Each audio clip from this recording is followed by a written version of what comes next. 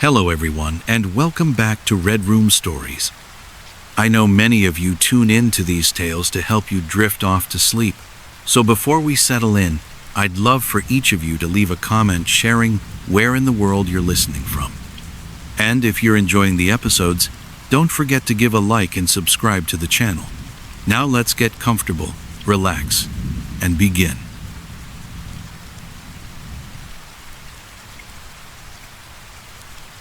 Perched atop jagged cliffs overlooking the restless sea, stood an ancient lighthouse known as Blackthorn Spire.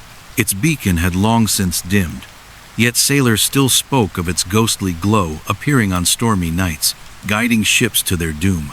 Legends whispered that the lighthouse housed more than just light. It was a gateway to realms unknown, guarded by those who had perished within its walls. Among the curious drawn to its mystery was Eleanor Graves, a marine biologist searching for answers after her brother's mysterious disappearance near the spire. Eleanor arrived during a fierce gale, her rain-soaked coat clinging tightly as she approached the decaying structure. The air carried the salty tang of the sea mixed with something metallic, almost coppery.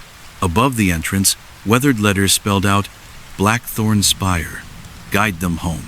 She hesitated briefly before stepping inside, her flashlight cutting through the oppressive darkness. The scent of damp stone and salt water filled her lungs as she descended into the heart of the lighthouse. Inside, the spiral staircase wound endlessly upward, each step groaning under her weight.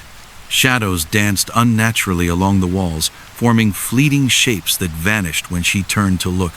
At the top, she found the lantern room, its massive lens cracked and clouded with grime. Scattered across the floor were journals and charts belonging to previous keepers, their entries growing increasingly erratic over time. One name appeared repeatedly, Captain Elias Thorne. As Eleanor sifted through the documents, she uncovered accounts of strange occurrences, lights flickering without cause, phantom voices calling from the void below, and sightings of shadowy figures wandering the cliffs.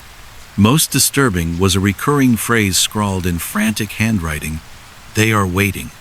Before she could delve deeper, the temperature plummeted, and the whispers began soft, indistinct murmurs rising like the tide around her.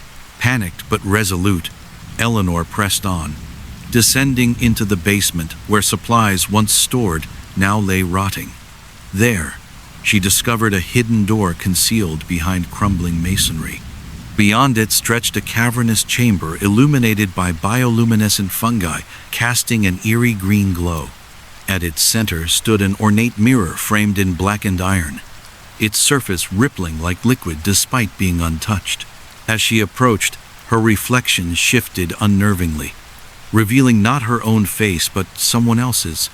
Some man with hollow eyes and sunken cheeks. Her breath hitched as the figure stepped forward, emerging from the glass. He introduced himself as Captain Elias Thorne, his voice low and gravelly. "You shouldn't be here," he warned, his gaze piercing. "This place feeds on the lost." Confusion gave way to terror as Eleanor realized the truth. The lighthouse wasn't merely abandoned. It consumed those who entered, trapping their souls within its depths. And now, it had turned its attention to her. Desperate for escape, Eleanor searched frantically for a way out, uncovering a ritual described in one of the journals. It required a blood offering to appease the entity guarding the mirror, sacrifice meant to free trapped spirits while sealing the gateway permanently. Knowing the risks, she retrieved a shard of broken glass and sliced her palm, letting her blood drip onto the mirror's surface. The reaction was instantaneous. The ground quaked violently, and the mirror shattered, releasing a torrent of anguished screams. When the chaos subsided, Eleanor found herself alone in the chamber, the mirror reduced to shards. Relief washed over her until she noticed her hands trembling uncontrollably, veins beneath her skin glowing faintly with an otherworldly light. Back home, strange phenomena plagued her daily life.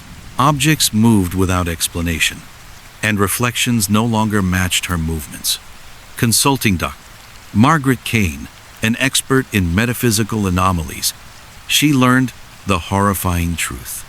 The ritual hadn't closed the gateway, it had bound her to it. The lighthouse chooses its keepers, Margaret explained grimly. By performing the rite, you became its anchor. Refusing to accept this fate, Eleanor sought answers elsewhere, eventually discovering a map leading to another forgotten lighthouse across the ocean. Hoping to sever the connection, she traveled there, finding a structure eerily similar to Blackthorn's spire. Inside, she encountered mirrors, reflecting scenes from her past, the moment her brother vanished, the ritual, and finally, herself standing before the shattered mirror. Realizing the link between the two lighthouses, Eleanor smashed the largest mirror, hoping to break the cycle. What followed was chaos. Glass exploded outward, slicing through the air as unearthly howls filled the space. When silence returned, she stood amidst the wreckage, bloodied but alive. Yet, as she turned to leave, she caught sight of her reflection in a shard still clinging to the frame. Her eyes glowed faintly, and her lips moved silently, forming words she couldn't hear. Back at Blackthorn's spire, the beacon reignited, its light visible miles away. Sailors reported seeing a figure standing atop the tower, waving them closer. Those who approached claimed it was Eleanor, though her face bore no resemblance to the woman they'd known. On quiet nights, villagers swore they heard her voice carried by the wind whispering, "Come home." In the remote countryside of northern England, nestled between rolling hills and dense forests, lay a desolate valley known as Whispering Hollow. Locals avoided it, claiming that the wind carried voices from the dead, recounting tales of sorrow and regret. Among those drawn to its eerie allure was Clara Halloway, a folklore researcher determined to separate fact from fiction. Armed with her notebook and an insatiable curiosity, she ventured into the hollow one misty autumn morning. As Clara descended into the valley, the air grew unnaturally still, muffling even the crunch of leaves beneath her boots. The trees stood unnervingly tall, their gnarled branches twisting like skeletal fingers reaching for the sky. Faint whispers drifted through the silence, too faint to discern words but clear enough to send shivers down her spine. Ignoring her unease, she pressed onward, following a narrow trail that led deeper into the heart of the hollow. Her journey brought her to an abandoned chapel, its stone walls crumbling and overtaken by ivy. Above the entrance, a weathered plaque bore the inscription, "Sanctuary of Echoes." Pushing open the creaking door, Clara stepped inside, greeted by the scent of damp earth and decay.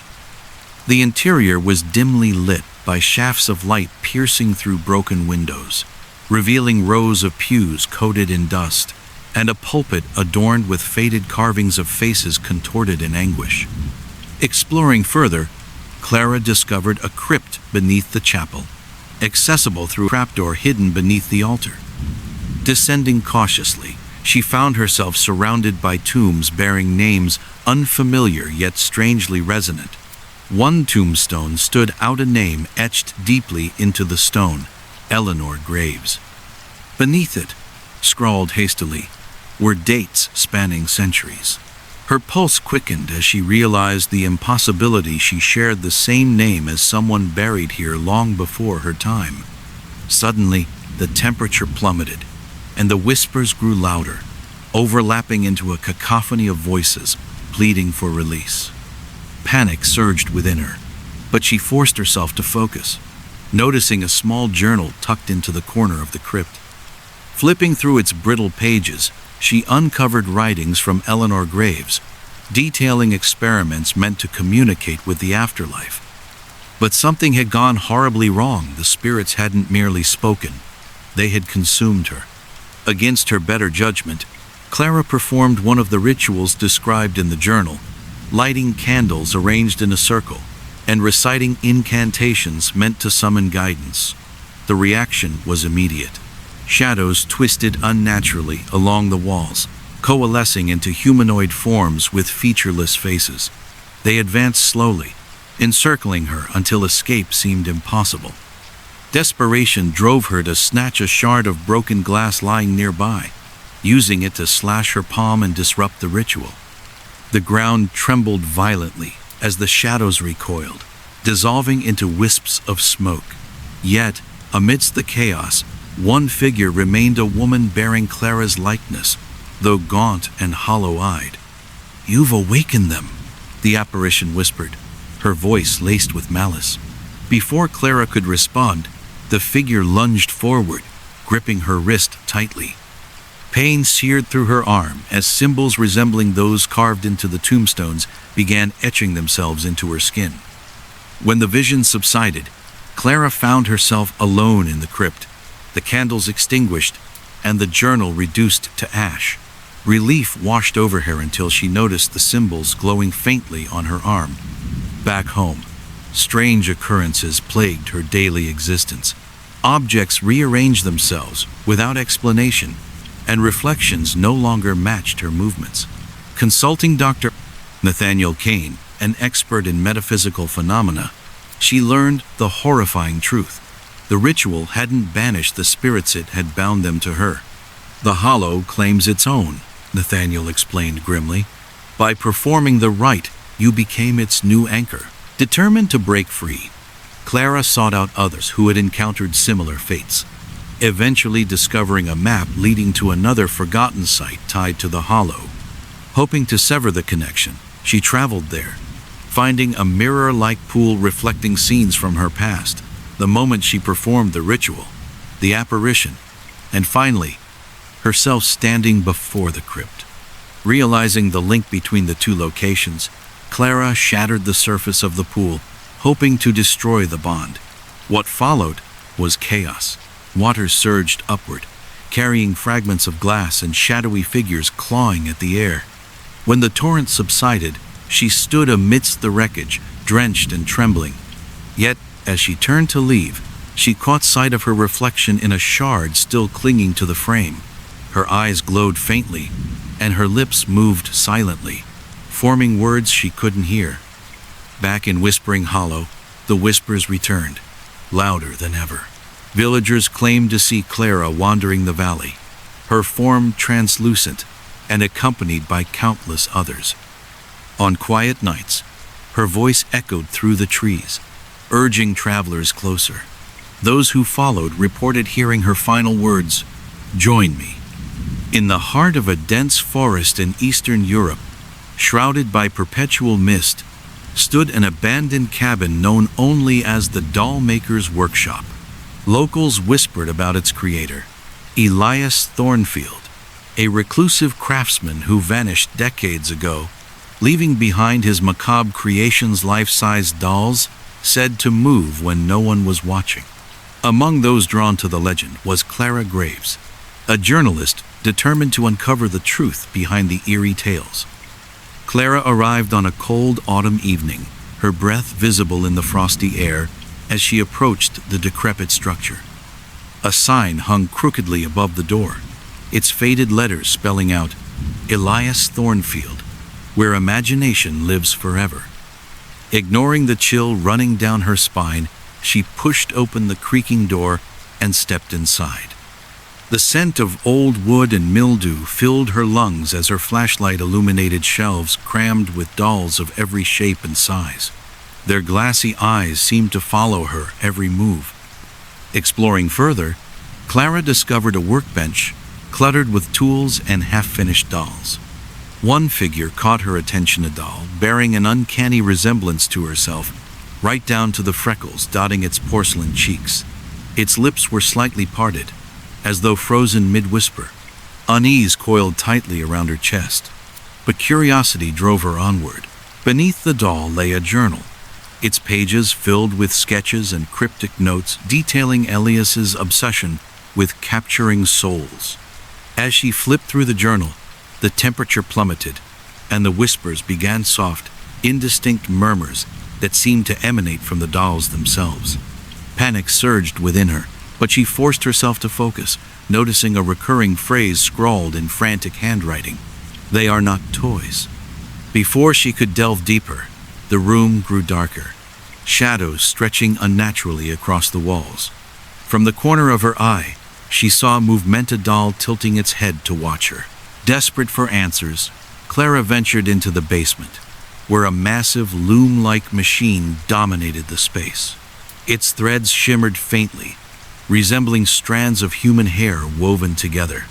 Surrounding it were jars containing what appeared to be tiny, glowing orb souls trapped within glass. One jar bore a label written in elegant script, Clara Graves. Her pulse thundered in her ears as realization dawned the dolls weren't mere creations. They were vessels meant to house stolen spirits. Summoning courage, Clara smashed the jar containing her name, releasing a burst of light that sent the dolls convulsing violently. The ground quaked, and the machine groaned loudly, gears grinding as if protesting the intrusion. Shadows emerged from the darkness, humanoid figures cloaked in tattered fabric, advancing toward her with unnatural precision. Among them stood Elias Thornfieldor, what remained of him, his body stitched together like one of his own creations. "You cannot undo my work," he rasped, his voice distorted and mechanical. Extending a skeletal hand, he pointed toward the loom. Against her better judgment, Clara approached it, noticing intricate carvings etched into its frame depicting scenes of anguish and despair. Realizing its purpose to bind souls indefinitely, she grabbed a nearby tool and struck the mechanism with all her strength. The reaction was instantaneous. Threads snapped, releasing a torrent of anguished screams as the room imploded into chaos. When silence returned, Clara found herself alone amidst the wreckage, shards of glass glittering like fallen stars around her. Relief washed over her until she noticed her reflection in a shard still clinging to the wall. Her face bore faint cracks, spreading slowly across her skin like fractured porcelain. Back home, strange phenomena plagued her daily life. Objects moved without explanation, and voices whispered in languages she didn't understand. Consulting Dr. Margaret Kane, an expert in metaphysical anomalies, she learned the horrifying truth. Destroying the loom hadn't freed the soulset, had bound them to her. The workshop chooses its successor, Margaret explained grimly. By breaking the machine, you became its new keeper. Refusing to accept this fate, Clara sought out others who had encountered similar curses, eventually discovering a hidden compartment in the journal containing a map. It led to another forgotten workshop across the continent, eerily similar to Elias's. Traveling there, Clara found a mirror-like surface reflecting scenes from her past. The moment she shattered the jar, Elias's hollow gaze, and finally, herself standing before the loom. Realizing the connection between the two workshops, she smashed the mirror, hoping to sever the bond. What followed was chaos. Glass exploded outward, carrying fragments of shadow and light as unearthly howls filled the air. When the storm subsided, she stood amidst the wreckage, bloodied but alive. Yet as she turned to leave, she caught sight of her reflection in a shard still clinging to the frame. Her eyes glowed faintly, and her lips moved silently, forming words she couldn't hear. Back at Elias's workshop, the dolls reanimated, their movements synchronized as they turned their gaze toward the horizon. Villagers claimed to see Clara wandering the forest, her form now indistinguishable from the dolls she once feared. On quiet nights, her voice echoed through the trees, whispering, "Join me." And so, the cycle continued. In the heart of Prague, hidden beneath cobblestone streets and veiled by centuries of secrecy, lay an underground ballroom known only as the Midnight Masquerade. Invitations appeared mysteriously on doorsteps, delivered by unseen hands, beckoning recipients to attend a single night of revelry. Those who accepted often vanished without a trace, leaving behind only whispers of their fate.